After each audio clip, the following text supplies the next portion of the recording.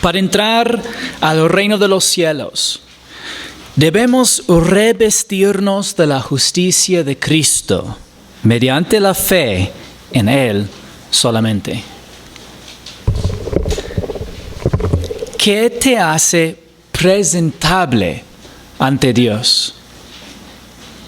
Muchas personas piensan naturalmente que su apariencia externa y sus acciones los hacen presentables ante Dios. Muchos feligreses enfatizan su vestimenta.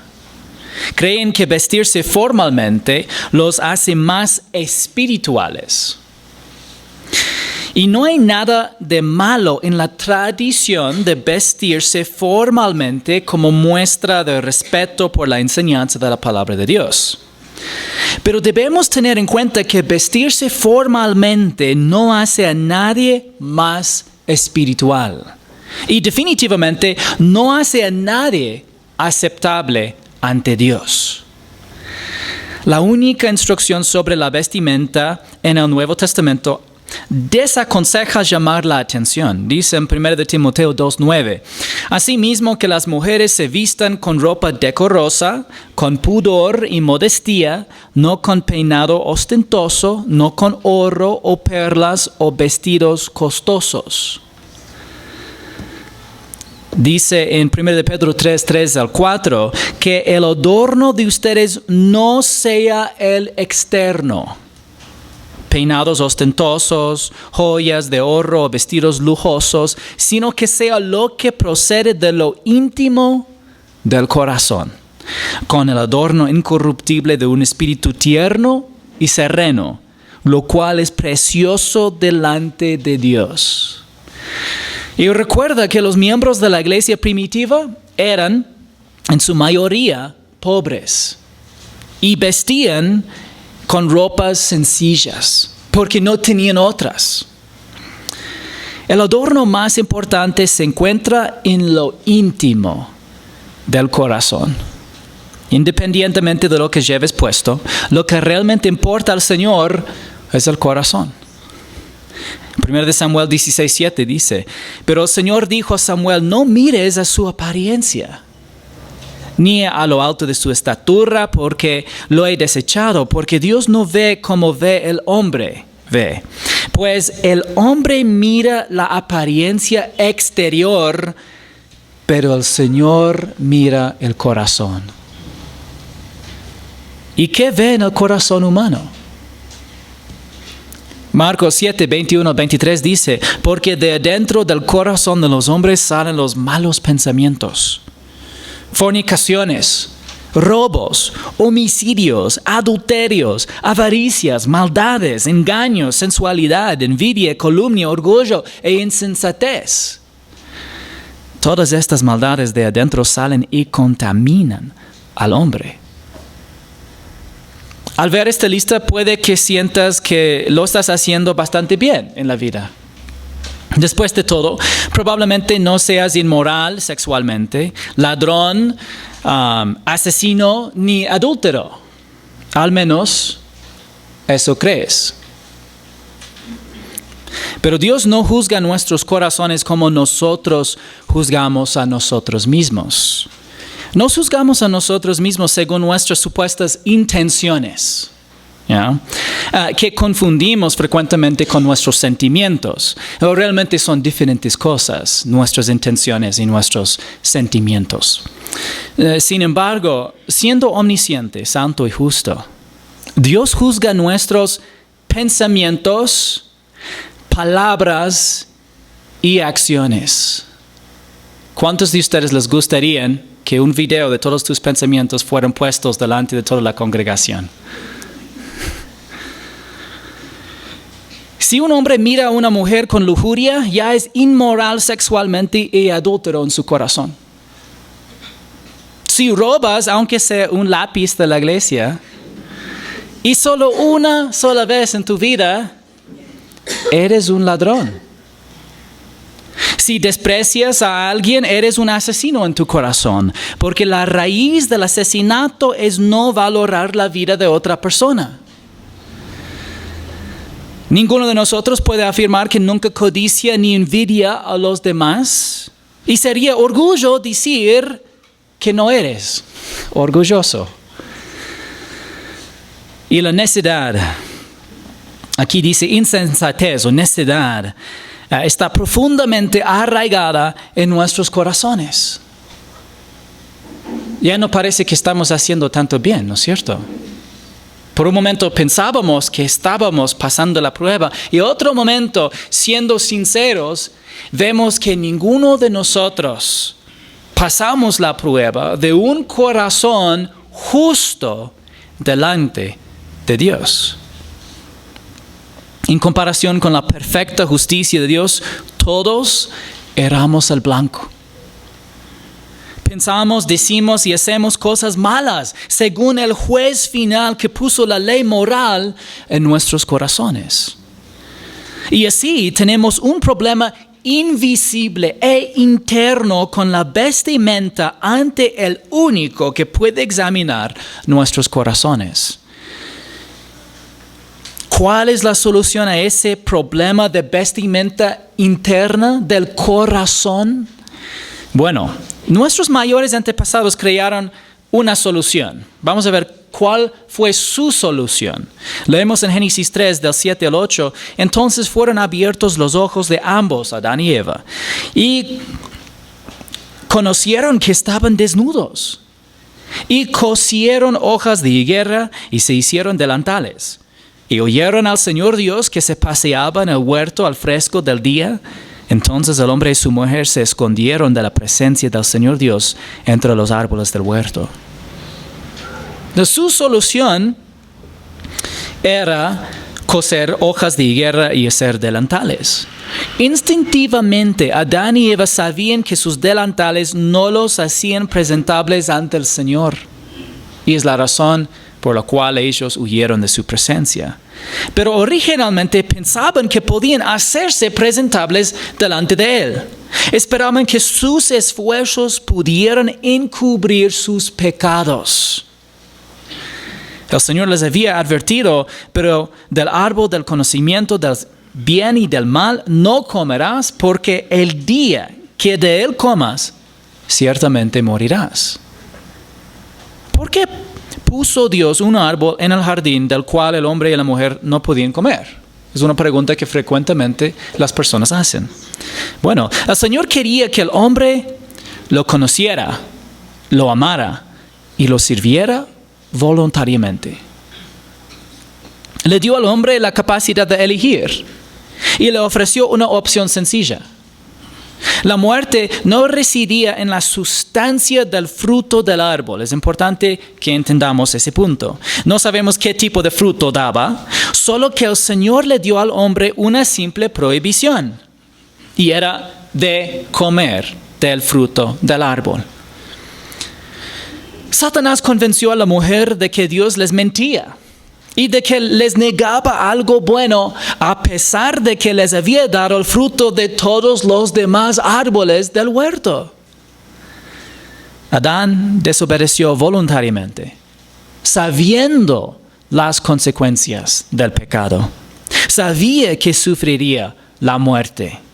En la palabra de Dios, la muerte siempre habla ¿de qué? De separación. En la muerte física, el espíritu humano se separa del cuerpo. Pero Adán, cuando él desobedeció a Dios, su espíritu no abandonó a su cuerpo. Entonces no era una muerte física que experimentó inmediatamente, sino ¿qué tipo de muerte sufrió?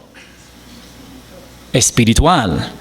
Él y la mujer sufrieron la muerte espiritual, que es la separación de una relación correcta con Dios.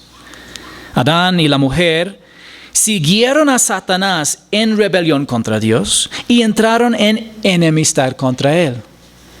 Si bien Dios le había dado a Adán la autoridad sobre la tierra, luego Adán la regaló. De modo que Satanás ha sido el gobernante de este mundo desde entonces hasta ahora. Entonces el hombre y su mujer se escondieron de la presencia del Señor Dios entre los árboles del huerto. Mientras que antes disfrutaban de la presencia del Señor en el jardín, ahora se escondían de Él, a pesar de que Él los buscaba. A lo largo de la historia humana, somos nosotros quienes nos hemos alejado repetidamente de Dios. Y Él es quien nos ha buscado fielmente. Esto es asombroso.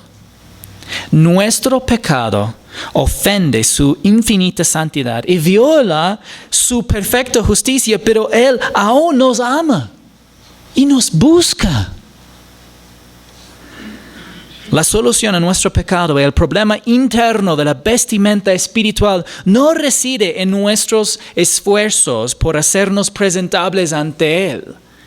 Por eso el Señor les hizo una promesa a Adán y Eva, porque ellos por sus esfuerzos no podían hacerse presentables ante Él. Entonces Él les hizo una promesa. Pondré enemistad entre tú y la mujer, Satanás y la mujer, y entre tu simiente y su simiente. Él te herirá en la cabeza y tú lo herirás en el talón. El Señor prometió derrotar a Satanás mediante un futuro descendiente de la mujer, Jesucristo. Este es el protoevangelio, la primera buena nueva de Dios al hombre. Y se la dio inmediatamente después de la caída.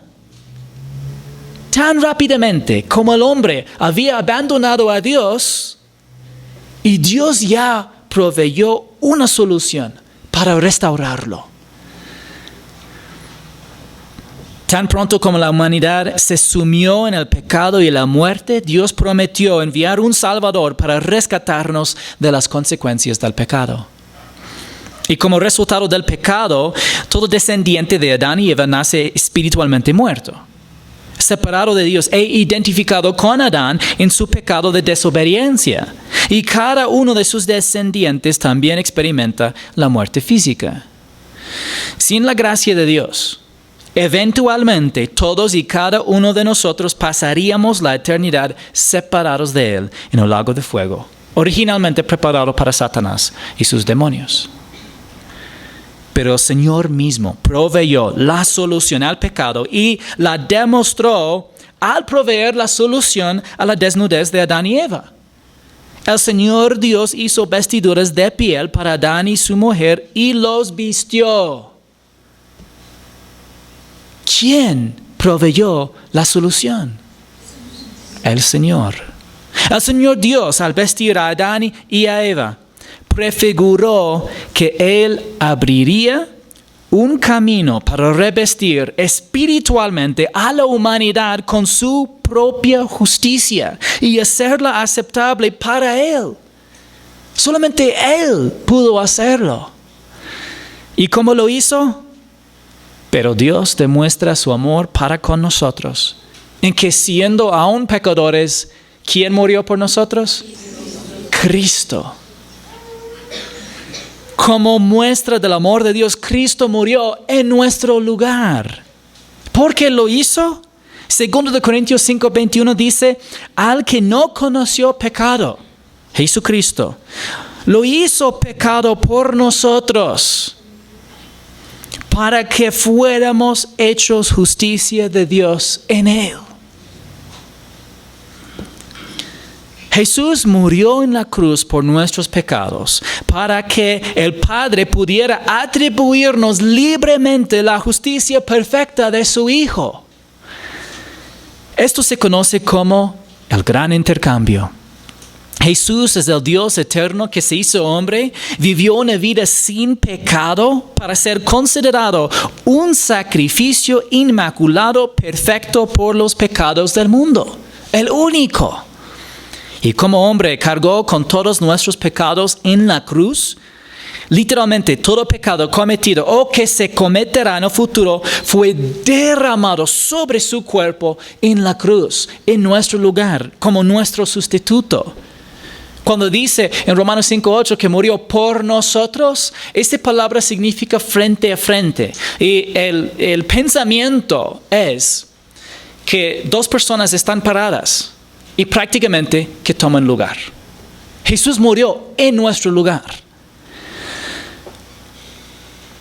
Lo hizo porque nunca podríamos salvarnos mediante nuestras propias buenas obras o esfuerzos sinceros por guardar los mandamientos de Dios. Como resultado de su muerte en la cruz y resurrección al tercer día, ofrece la vida eterna, el perdón de los pecados y la atribución de su justicia como un don gratuito de la gracia de Dios. ¿Y qué es la gracia? Favor inmerecido. Él tomó nuestro pecado. Ya. Y ahora ofrece su justicia gratuitamente a todo aquel que simplemente pone su fe en Él. Cuando ponemos nuestra fe en Jesucristo, nos identificamos con Él y nos revestimos de Él y de su justicia.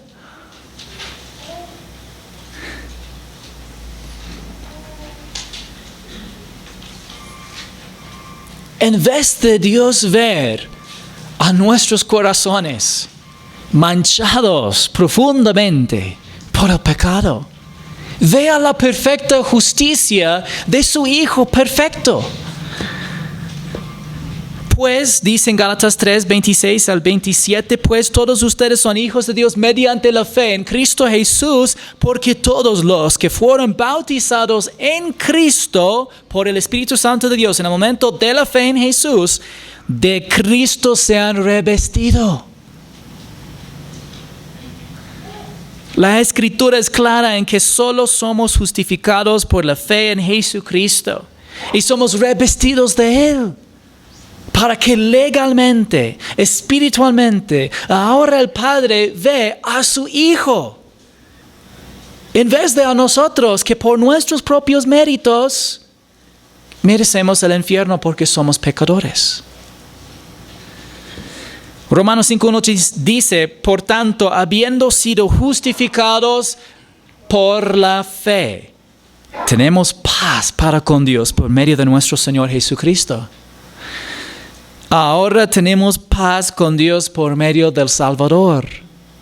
Únicamente por medio del Salvador. Hemos sido revestidos interna, espiritual, legal, posicional e irrevocablemente de su justicia ante el Padre por la fe. Es otra dimensión, es otra metáfora que describe nuestra relación permanente con Dios desde el momento de la fe en Jesucristo. Algunos entienden cuando la Biblia habla de nosotros convertirnos en hijos de Dios, y yo creo que es la manera más básica y sencilla de la descripción de la nueva relación que tenemos con Dios, ¿ya? Y también creo que en algún sentido es más literal, aunque no es literal como nosotros, hijos de nuestros padres, es un poco diferente, pero es más fácil entender, ¿ya? Convertir en hijos de Dios. Pero también la Biblia describe y dice que nosotros somos revestidos de Cristo en una manera de hablar de ser presentable ante alguien. Y en este caso, ser presentable ante el juez, ser presentable ante el Dios santo, perfecto y justo, para que Dios vea, en vez de nuestros pecados, en vez de nuestra justicia, que no es perfecta y no es absoluta y nunca nos puede dar entrada al cielo, ve la perfecta justicia de su Hijo. Porque por un lado eliminó el problema del pecado y por otro lado resolvió el problema de nuestra justicia que no es suficiente. Dice en Isaías 64:6 que es como trapos de inmundicia ante Él. Esta metáfora de ser vestidos espiritualmente y internamente ante Él describe la manera en que el Padre nos asocia con su Hijo desde el momento de la fe en Jesús. Y como veremos, esa vestidura también hace que otros sean aceptados en el banquete de bodas del reino de los cielos. Así que abren sus Biblias conmigo, por favor, en Mateo capítulo 22. Ustedes dicen, con una introducción tan larga, ¿vamos a poder estudiar todo el pasaje? Sí. Jesús comenzó a hablarles otra vez en parábolas, diciendo, el reino de los cielos puede compararse a un rey que hizo un banquete de bodas para su hijo, y envió a sus siervos a llamar a los que habían sido invitados a las bodas, pero no quisieron venir. Esta es una de las varias enseñanzas que Jesús dio el martes 31 de marzo del año 33 después de Cristo. El Evangelio de Mateo es el único que registra esta parábola específica. Probablemente fue especialmente interesante para Mateo, ya que prestó atención al tema del rechazo de Israel al Mesías y la postergación temporal del reino. ¿A quién le hablaba Jesús? Jesús estaba hablando a los principales sacerdotes, los escribas y a los ancianos, junto con la multitud en el templo. Vemos este contexto en Mateo 21 y también los demás evangelios sinópticos. Él estaba hablando en este momento en el templo. Ahora, ¿qué es una parábola? Yo sé que siempre hacemos esta pregunta, pero para recordar, una parábola es una historia de la vida cotidiana que enseña un principio espiritual o revela los planes de Dios. Las parábolas reflejan imprecisamente las verdades que enseñan. Como regla general, no deberíamos buscar el significado en cada detalle de una parábola. Al intentar encontrar el significado en cada detalle de una parábola, se corre el riesgo de alegorizar el texto. Al alegorizar el texto, el significado original se vuelve completamente indiscernible. Es la razón que no queremos alegorizar el texto. En parábolas como la del banquete de bodas, el significado se puede encontrar fácilmente en sus temas y eventos principales o dominantes. El rey en esta parábola es el padre. En otras parábolas, el rey es el hijo. Es la razón, por ejemplo, que deberíamos examinar siempre el contexto y todo lo que dice la parábola, porque es una historia unida y podemos comparar con otra información para saber su interpretación si Jesús mismo no da la interpretación. En esta parábola, el hijo es Jesucristo. Inicialmente, los siervos son los profetas. Y el banquete de bodas marca el comienzo del reino mesiánico. ¿Quiénes fueron invitados al banquete? Bueno, el Israel del primer siglo probablemente representa a aquellos que fueron inicialmente invitados al banquete. De nuevo envió otros siervos diciéndoles, digan a los que han sido invitados, ya he preparado mi banquete, he matado mis novillos y animales cebados, y todo está preparado, vengan a las bodas. Pero ellos no hicieron caso y se fueron, uno a su campo, otro a sus negocios. Y los demás, echando mano a los siervos, los maltrataron y los mataron. Entonces el rey se enfureció, enviando sus ejércitos, destruyó a aquellos asesinos e incendió su ciudad. El Israel del primer siglo no aceptó la invitación del reino. Y como resultado, Jerusalén fue destruida en el año 70 después de Cristo.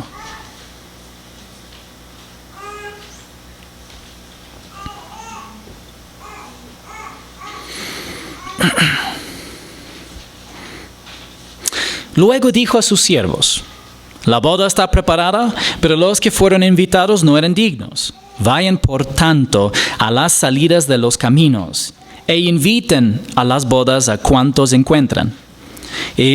Aquellos siervos salieron por los caminos y reunieron a todos los que encontraron, tanto malos como buenos, y el salón de bodas se llenó de invitados. Como resultado del rechazo de Israel a su Mesías, la invitación al reino se ha extendido a los gentiles.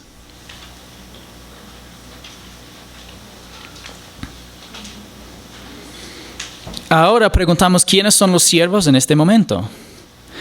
Los siervos son los creyentes, hoy y durante el futuro periodo de tribulación.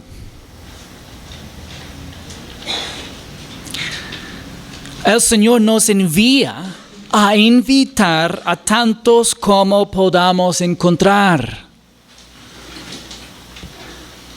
Dice en 2 Corintios 5:20, por tanto somos embajadores de Cristo, como si Dios rogara por medio de nosotros. En nombre de Cristo les rogamos, reconcíliense con Dios.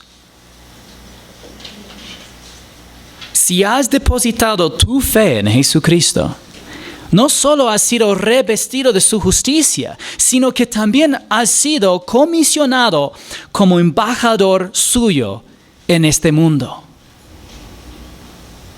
Desde ese momento que pusiste tu fe en Jesús, convertiste en un representante del cielo, en un representante de otra tierra que ya desde ese momento en adelante es tu tierra natal, pero de tu nuevo nacimiento.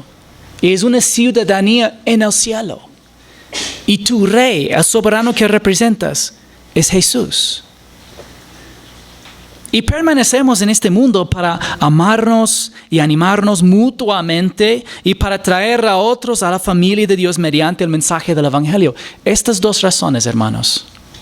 Si queremos reducir a su mayor sencillez el propósito por nuestras vidas aquí en la tierra después de la salvación, es de amar y servir a otros creyentes en el cuerpo de Cristo y para traer otros a Cristo mediante la proclamación del Evangelio. El apóstol Pablo proclamó en Romanos 1:16, porque no me avergüenzo del Evangelio, pues es el poder de Dios para la salvación de todo el que cree, del judío primeramente y también del griego. Del mismo modo, no debemos avergonzarnos del único mensaje que tiene el poder de salvar.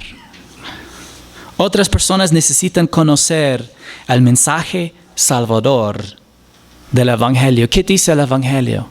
El Evangelio dice que Jesús es Dios, que se hizo hombre, que murió en la cruz por nuestros pecados, fue sepultado y resucitó al tercer día, y que nosotros podemos ser salvados solamente por la fe en Él y en la suficiencia de su obra terminada en la cruz. Este es el mensaje del Evangelio, que es poderosa para salvar a las almas. ¿Cómo termina la parábola? Pero cuando el rey entró a ver a los invitados, vio allí a uno que no estaba vestido con traje de boda. Y le dijo, amigo, ¿cómo entraste aquí sin traje de boda? Pero el hombre se quedó callado. El rey entonces dijo a los siervos, átenle las manos y los pies y échenlo a las tinieblas de afuera. Ahí será llanto y el crujir de dientes, porque muchos son llamados, pero pocos son escogidos. Tú dices, ay, ¿qué significa eso? Bueno, primeramente una pregunta. ¿Es realmente posible que alguien entre al reino de los cielos sin ser detectado? No, es la razón que tenemos que recordar. Una parábola es una historia que enseña principios, ¿ya? Verdades y también planes de Dios en general. El propósito de ese evento en la historia es para dramáticamente enseñarnos un principio, ¿ya? No para decir que tal vez un incrédulo puede escondidas ya entrar en el reino y de pronto Jesús lo encuentra por ahí. ¿Cómo entraste? No está diciendo eso. Entonces recordemos el propósito de la parábola. La situación del relato subraya la importancia de entrar en el reino según las expectativas del rey, en lugar de intentar entrar según las propias ideas.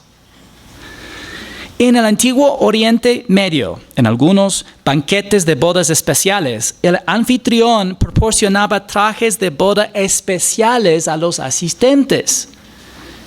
¿Ya? No solamente como en la actualidad muchas veces son solamente los que son parte de la ceremonia. Pero en este entonces, si el anfitrión era muy rico, entonces sabía dar un traje de boda a todos los invitados que que realmente eran invitados y llegaron y aceptaron la invitación, para que ellos podían ser presentables en la boda. Y ese es el tipo de banquete de bodas que se insinúa en esta parábola. El punto es, si alguien no recibe la vestidura que el Señor le da, no podrá entrar en el reino de los cielos.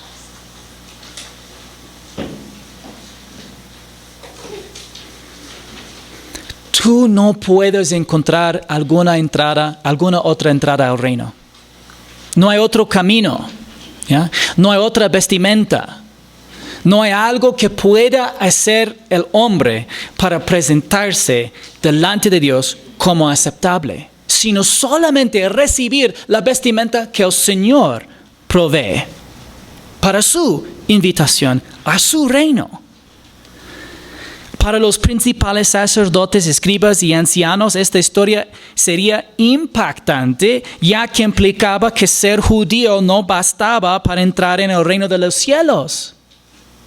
También implicaba que todas las cosas que ellos hicieron para hacerse presentables ante Dios tampoco era suficiente.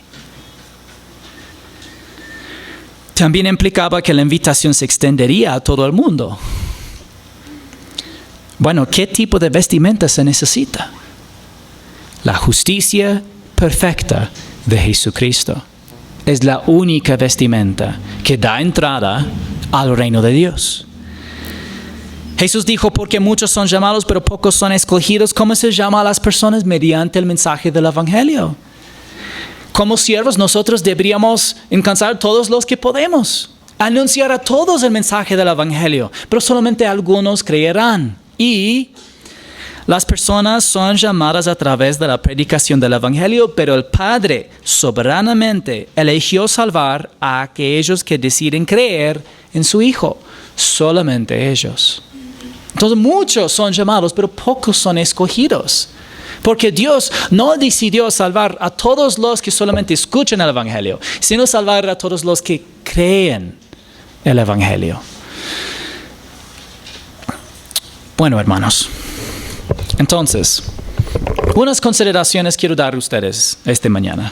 El año pasado, durante la misma temporada, estudiamos cómo los ídolos en Atenas incitaron al apóstol Pablo a predicar el Evangelio. Y creo que esto realmente armoniza con nuestro estudio de esta mañana. Hechos 17, 16 al 17 dicen, mientras Pablo los esperaba en Atenas, su espíritu se enardecía dentro de él al contemplar la ciudad llena de ídolos. Así que discutía en la sinagoga con los judíos y con los gentiles temerosos de Dios y diariamente en la plaza con los que estuvieran presentes. Cuando el apóstol Pablo vio los ídolos en Atenas, su espíritu se enardecía tanto que compartió el Evangelio. Su respuesta fue compartir el Evangelio. Asimismo, la celebración de Inti Raymi debería provocarnos en nuestro espíritu, enardecer a nuestro espíritu y impulsarnos a compartir el Evangelio con otros. Son los dos pasos. Uno es permitir que la palabra de Dios cambie nuestros valores espirituales para que nosotros seamos profundamente ofendidos y provocados en nuestro espíritu, enardecidos por Inti Raymi. Pero la respuesta correcta no es entonces ya decir, ay de ustedes paganos y malos, sino de decir, la razón que yo no bailo, porque te van a preguntar, la razón que yo no bailo es porque yo solamente adoro a Jesús. ¿Y por qué solamente adoro a Jesús? Porque Él es Dios que se hizo hombre y murió en la cruz por mis pecados, fue sepultado y resucitó al tercer día por la fe solo en Él. Yo tengo vida eterna. Y yo he sido, puedes agregar ahora, yo he sido revestido de Él. Estoy vestido en su justicia y tengo entrada al cielo que no merezco. Y ese mensaje puede traspasar su corazón para que esa persona llegue a decir, Él tiene una certeza que yo no tengo. Él tiene una esperanza que yo no tengo. Y que yo estoy zapateando, realmente yo sé en vano, en mi corazón, a profundo en mi corazón, yo sé que algo está vacío en lo que estoy haciendo y no tiene sentido. Y Él tiene sentido y propósito y convicción, pero también habla conmigo con respeto y humildad. Hay algo diferente y yo quiero lo que Él tiene. Tú dices, pastor, no va a pasar así. Nos va a burlar nomás. En palabras. Sí, tú dices, obvio, burla con palabras, pero hermanos, en su corazón, ¿qué dice en 1 de Pedro? No puse el versículo, discúlpeme, debería haberlo puesto, porque dice que te van a burlar, que van a hablar de ti como van a calumniar de ti como un malhechor, pero en su corazón han visto tus buenas obras y van a glorificar a Dios en el día de la visitación. Significa que aunque digan, hay el malo cristiano, el aburrido o el que cree ser superior, aunque no lo dijiste, no deberías decirlo, porque no lo eres, no somos. Sin embargo, en su corazón, Él ha visto tus buenas obras y le ha hecho reflexionar. Si solamente es por un momento, el Espíritu Santo de Dios ocupa el mensaje del Evangelio para brillar una luz en la oscuridad de su corazón para que pueda creer. Deberíamos aprovechar esa oportunidad. Deberíamos compartir el Evangelio. Pero solamente tendremos esa oportunidad si apartamos de la oscuridad. La fragrante oscuridad espiritual de esta época debería recordarnos lo perdida que está la gente y cuánto necesita escuchar el Evangelio. ¿De qué maneras es el inti-raymi espiritualmente oscuro? Creo que sería bueno para nosotros solamente repasar y recordar. El inti-raymi es espiritualmente oscuro porque su actividad principal es el culto al sol y a la tierra. Y ahora, hermanos, Satanás nos tienta a mentirnos a nosotros mismos y a los demás sobre el significado del inti-raymi. Pero las personas que dirigen y organizan las actividades del inti-raymi tienen muy claro lo que significa. Unorkak dice, el Hatun Puncha, gran celebración ancestral en el cantón Cotacachi, es un tiempo sagrado de agradecimiento a la Pachamama y al Tayta Inti. Hermanos, agradecimiento al sol y la tierra es rendir culto. Y eso es extremadamente ofensivo para Dios. También dice, el Hatun Puncha es el ritual más importante de las comunidades de Cotacachi y del calendario agrofestivo. Esta celebración está íntimamente ligada al ciclo del maíz y la cosecha de granos que generosamente nos brinda la Alpa Mama. Hermanos, la Alpa Mama no brinda nada. Jesús brinda nuestras necesidades. Es la verdad que la tierra es un medio que Él ocupa para darnos todas las cosas. Pero de agradecer a la tierra tendría el mismo lógico como agradecer al carro en vez del conductor que te llevó cuando tú quedaste en algún lado. Jamás yo he llevado a los hermanos en mi carro y ellos salido del carro y tocado el carro y dicho, Gran Land Cruiser, muchas gracias por llevarnos.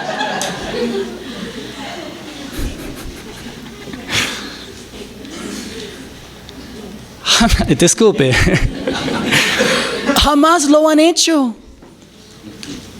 Lo que me han dicho es, gracias, pastor, por llevarnos a casa.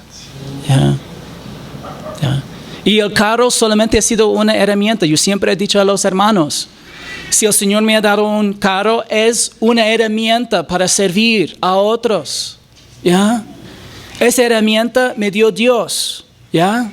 Entonces, adecuadamente una persona puede dar gracias a mí como un siervo del Señor por hacer un favor. También pueden dar gracias a Dios cuando llegan a la casa. Señor, gracias que el pastor me llevó. Pero lo más ilógico sería agradecer al carro.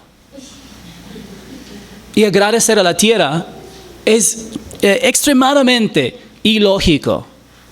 Pero no solamente eso. Bueno, tengo una cita más, es del sitio web del GAD municipal de Santa Ana de Cotacachi. Dice, la fiesta del Inti Raymi se celebra con el fin de adorar el agua, la tierra y el sol. Propia de los indígenas, posteriormente llamada por los españoles Fiesta de San Pedro, se celebra anualmente en todas las comunidades que pertenecen al cantón Cotacachi, provincia de Imbabura. La cosmología de los antiguos pueblos andinos era panteísta. Tú dices, ¿qué es panteísta? La palabra pan no significa algo de comer, sino todo en griego. La palabra pan significa todo. Teísta es Dios. Entonces, lo que significa que sostenía que todas las cosas eran parte de Dios. Ellos decían, el sol es Dios, la tierra es Dios, el agua es Dios, el aire es Dios, todo es Dios. Su cosmología también era animista. ¿Qué significa esto? Significa de atribuir vida. Atribuyendo vida sensible a los objetos y elementos de la naturaleza, como el sol y a la tierra. Por supuesto, la personificación de tratar como persona y adorar al sol es totalmente irracional. Obviamente, ¿ya? El sol es una llama, ¿ya? Pero cuando la gente no cree en el Señor, creerá en cualquier cosa. Porque nosotros fuimos diseñados de adorar al único Dios verdadero. Pero entonces cuando no adoramos a Dios, es un vacío que ya más bien jale a cualquier otra cosa en vez de la cosa que realmente está diseñado de llenarlo. El corazón humano sabe que la paga del pecado es la muerte, por lo que la danza ritual de los antiguos tradicionalmente terminaba en derramamiento de sangre y muerte. Era una propiciación de la tierra. Pero ese ritual reemplaza el verdadero significado y sacrificio de Jesucristo en la cruz, realizado, ¿cuántas veces por todas? Una sola vez. Solo por un hombre perfecto podía pagar el precio de la salvación. Solo un hombre sin pecado podía morir por los pecados del mundo. Y todos los rituales de Inti Raymi tienen un significado y todos sus significados contradicen la verdad de la palabra de Dios. Esta oscuridad espiritual es la razón por la que la palabra de Dios prohíbe específicamente la adoración al sol. Fue algo muy común de los antepasados, no solamente de los pueblos andinos, sino también en otras regiones del mundo. Deuteronomio 4:19 dice, y ten cuidado, no sea que levantes los ojos al cielo y veas el sol, la luna, las estrellas y todo el ejército del cielo, y seas impulsado a adorarlos y servirlos. Cosas, cual las lumbreras que el Señor tu Dios ha concedido a todos los pueblos debajo de todos los cielos. Ahí es la explicación. Fue el Señor que puso el sol, que puso la luna, que nos dio la tierra. Y por lo que es Él que dio, para un propósito de nuestra bendición, nunca deberíamos ni adorar ni servir a estos elementos de la creación. ¿De qué otra manera el Inti Raymi es espiritualmente oscuro? Porque los demonios reciben el culto ofrecido al sol y a la tierra.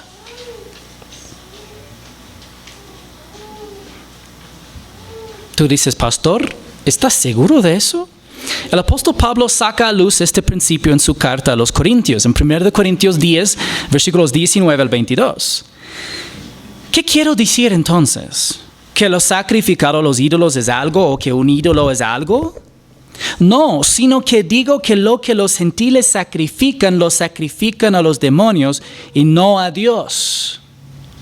Podemos decir, estamos diciendo que el sol sí tiene vida y por eso, porque tiene una vida y es mala, que tal vez por eso no deberíamos adorar al sol. No, el sol no tiene vida.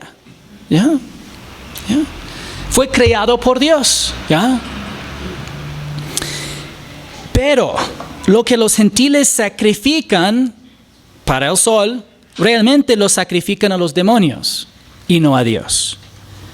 No quiero que ustedes sean partícipes con los demonios. ¿Ya? No realmente hay personalidad en el sol como Inti, pero hay un demonio tras la adoración de Inti que acepta su adoración.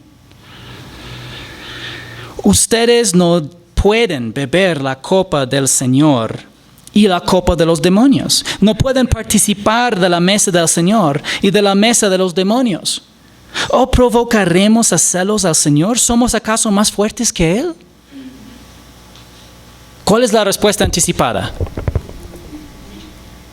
Entonces, la pregunta es, ¿somos acaso más fuertes que Él? No. Celebrar el Inti Raymi te haga partícipe con los demonios, lo que te aleja de la comunión con el Señor.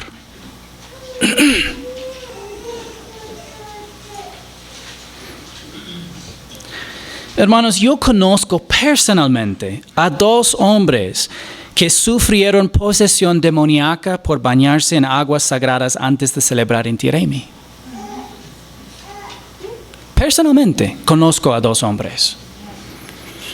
Algunos líderes comunitarios me han confesado que muchos jóvenes invocan al diablo y a los espíritus de la montaña para empoderarse durante las celebraciones de Inti Raymi.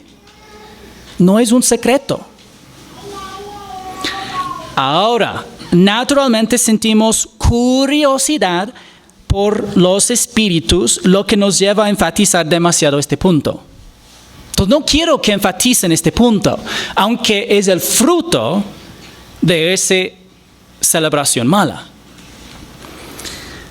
Aunque no supiéramos de ninguna manifestación demoníaca como resultado de la celebración del Inti Raymi, y aunque si fuera que ya llegaría el año en que ninguna persona muere por ninguna razón y todo es pacífico y tranquilo, seguiría siendo maligno simplemente porque desvía la adoración que debería rendirse solo al Señor y la otorga a la creación en lugar del Creador. Entonces podemos examinar su fruto y es muy malo, pero también podemos simplemente decir: yo y mi casa serviremos al Señor. Eso significa que solamente adoraremos al Señor. Esto significa que apartaremos de la oscuridad y de las cosas que desagradan a nuestro Dios.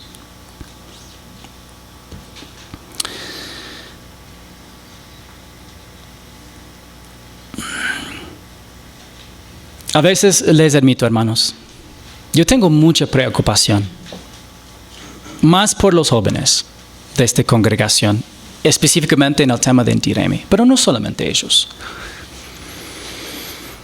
El mundo tiene una voz muy fuerte. Las personas dicen que no pasa nada, que no importa, que puedes divertirse y que puedes atribuir cualquier significado que tú quieras. Pero no son así las cosas. Es la razón que el apóstol Pablo dijo: ¿acaso somos más fuertes que Él? Para recordarnos, Él es Dios. Lo que Él piensa es mucho más importante de lo que piensan nuestros amigos, nuestros familiares, nosotros. Lo más importante es lo que piensa Cristo. ¿Ya? Y si Él murió por ti, es tan grande sacrificio de acarrear el peligro de que otros te burlan por ser un aburrido y no salir a zapatear. Hermanos, si Él murió por ti, no hay cosa demasiado grande que lo hagamos por Él. Les exhorto, especialmente a los jóvenes, pero a todos, cualquier persona aquí que esté tentado a participar en Inti Raymi, sepárate de eso. ¿Ya? Aléjate de eso. Ni te acerques a eso. Es la razón que yo ni sé quiénes bailan y quiénes no. Alguna vez alguien me ha preguntado, ¿y quiénes en la congregación tienen problemas con eso? Y digo, bueno, es un poco difícil saber porque yo no voy al parque. Ni sé. ¿No? Pero hermanos, Jesús nos ama más que toda persona en ese mundo. Y Él hizo por nosotros más que toda persona en ese universo. Rendimos culto únicamente a Él. Amén. Amén. Una boda es una ocasión de alegría. Debemos contarles a todos sin vergüenza sobre la boda a la que están invitados. Esta parábola anticipó sutilmente algo que se explica más adelante en las Escrituras. ¿Quieren un método de evangelización? Se acerca a alguien, a tu vecino, a tu familiar y diga, quiero invitarte a una boda. Y verá cómo responde la persona. ¿Ya? Y lo sorprendente, pero tal vez ellos van a espantar cuando tú dices, tú eres la novia. Porque hermanos, la Escritura dice que una boda tendrá lugar en el cielo justo antes del comienzo del reino. En el año 90 después de Cristo, el apóstol Juan fue el último apóstol y profeta que quedaba. Y en la isla de Patmos fue transportado al futuro día profético del Señor en su espíritu. Y al final de los eventos más dramáticos de la tribulación, momentos antes de la segunda venida, él escuchó lo siguiente. Oí como la voz de una gran multitud, como el estruendo de muchas aguas y como el sonido de fuertes truenos que decía, aleluya. Porque el Señor nuestro Dios Todopoderoso reina. Regocijémonos y alegrémonos y démosle a Él la gloria. Porque las bodas del Cordero han llegado y su esposa se ha preparado. Y a ella le fue concedido vestirse de lino fino, resplandeciente y limpio, porque las acciones justas de los santos son el lino fino. El ángel me dijo, escribe, bienaventurados los que están invitados a la cena de las bodas del Cordero. También me dijo, estas son palabras verdaderas de Dios. ¿Y quién es la esposa del Cordero? La iglesia. Efesios 5, 31 y 32 dice, por esto el hombre dejará a su padre y a su madre y se unirá a su mujer y los dos serán una sola carne. Grande es ese misterio, pero hablo con referencia a Cristo y a la iglesia. Entonces sí, somos la novia. La iglesia es la esposa de Cristo. En otras palabras, tú eres la esposa de Cristo. Y a modo de metáfora, nos casaremos con el Hijo momentos antes de que regrese para reclamar la tierra y rescatar a su pueblo elegido, Israel. Esta metáfora nos recuerda que tenemos una relación especial con el Salvador. Una relación que no disfrutaron los redimidos que nos precedieron, y que es distinta de las que otros redimidos disfrutarán en el futuro. Este hecho debería hacernos comprender cuánto nos ama el Salvador y cuán importante es nuestra relación con Él.